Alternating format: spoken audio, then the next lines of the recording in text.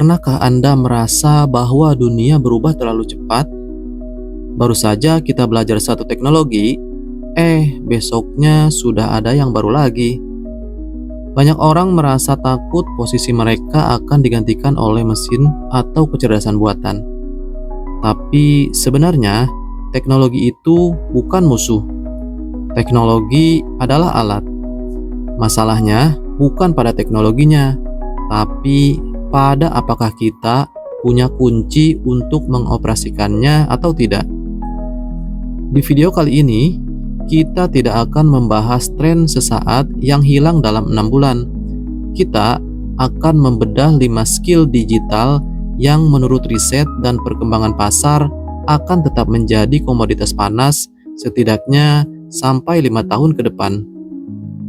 Skill-skill ini adalah investasi leher ke atas yang akan membuat Anda tetap relevan, apapun latar belakang pekerjaan Anda sekarang. Jadi, siapkan catatan, siapkan kopi Anda, karena kita akan masuk ke pembahasan yang cukup mendalam. Mari kita mulai. Skill pertama, dan mungkin yang paling krusial saat ini, bukanlah kemampuan membuat AI, melainkan AI literasi atau kemampuan bekerja berdampingan dengan AI. Dulu, kita dituntut untuk bisa menggunakan Microsoft Excel. Sekarang, kita dituntut untuk bisa memerintahkan AI untuk mengolah data tersebut. AI tidak akan menggantikan manusia, tapi orang yang menggunakan AI akan menggantikan orang yang tidak menggunakannya. Poin pendalaman pertama, prompt engineering. Bagaimana berkomunikasi dengan mesin agar menghasilkan output yang akurat. Ini bukan soal mengetik kalimat perintah biasa, tapi soal memahami struktur logika. Kedua, workflow integration. Memasukkan alat AI seperti ChatGPT, Midjourney, atau otomasi lainnya ke dalam alur kerja harian untuk meningkatkan produktivitas hingga 10 kali lipat. Selanjutnya, etika dan verifikasi. Kemampuan untuk membedakan mana hasil AI yang valid dan mana yang halusinasi. Di masa depan, kemampuan kurasi akan lebih mahal harganya daripada kemampuan produksi. Skill yang kedua, data analitik dan interpretation. Di era sekarang, data adalah minyak baru, tapi minyak mentah tidak ada gunanya kalau tidak diolah. Inilah mengapa skill data analitik akan tetap berada di puncak daftar selama bertahun-tahun. Banyak orang mengira ini hanya untuk orang matematika. Salah besar. Data analitik adalah tentang kemampuan membaca pola. Kenapa jualan bulan ini turun? Kenapa orang lebih suka mengklik warna biru daripada merah? Kenapa audiens video Anda berhenti menonton di menit ketiga? Poin pendalaman, decision making berbasis data, berhenti menggunakan feeling dan mulai menggunakan angka. Selanjutnya, visualisasi data, kemampuan menjelaskan data yang rumit menjadi grafik yang mudah dipahami oleh atasan atau klien. Selanjutnya, tools versus logic. Anda mungkin bisa belajar Power BI atau Tableau, tapi yang lebih penting adalah logika problem solvingnya. Skill ketiga adalah digital content storytelling. Kenapa ini penting?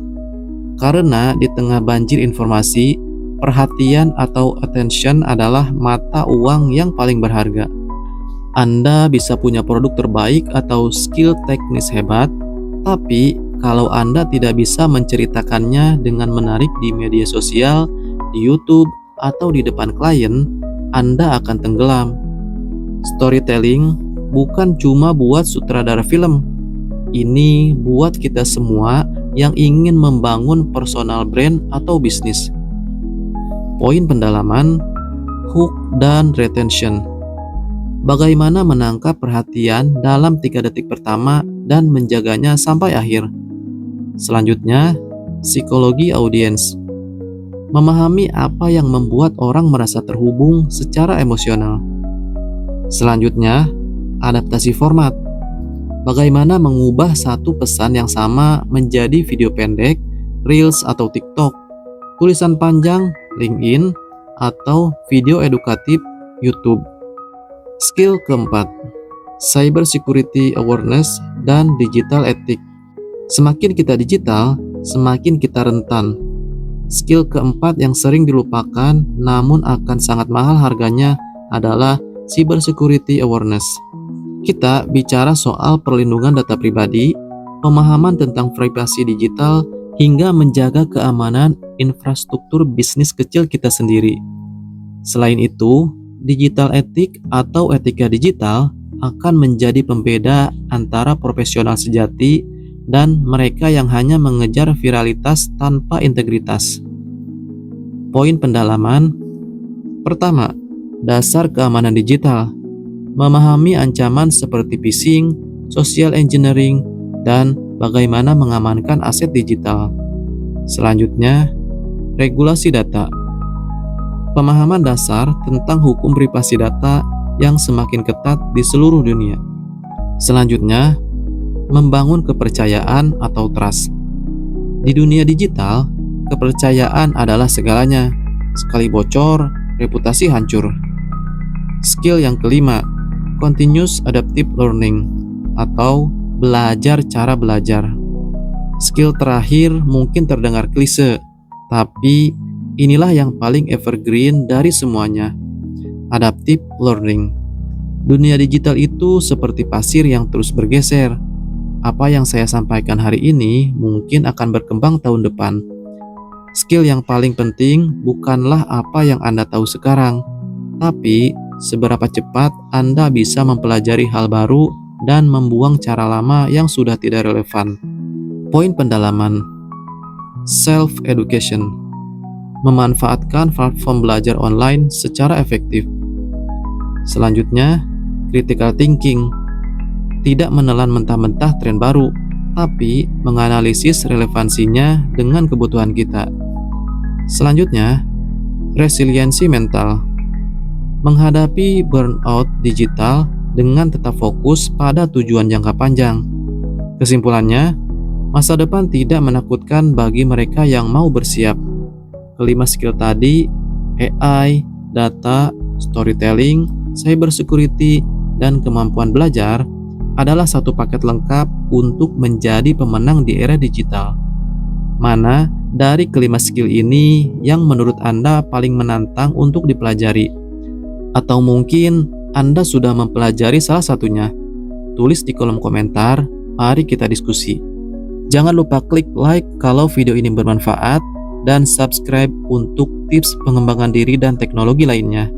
Saya Desop Channel, sampai jumpa di video berikutnya.